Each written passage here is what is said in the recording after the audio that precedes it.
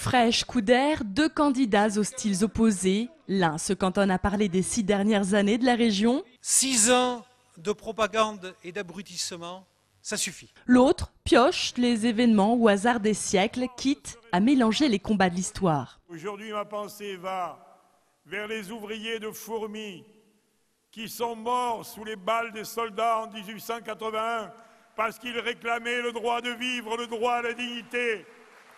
Et parce qu'ils réclamaient le droit de vote. Un style qui interpelle. Plus qu'un parti politique, plus qu'un programme, c'est devenu une marque. Quand vous l'abordez, il vous dit ce qui se passe.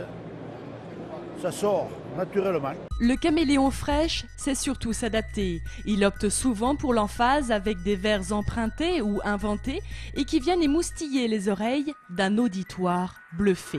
Du courage de ceux qui, jour après jour, creusent le sillon pour changer le monde. Un exercice plus laborieux pour le candidat Couder qui répète ses discours. Il faut mettre fin dans cette région aux mensonges et au gaspillage.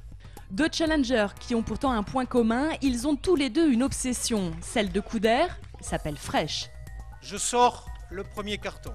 Quant à Georges Frêche, son obsession s'appelle le national. Il faut dimanche remporter une immense victoire pour étonner la France.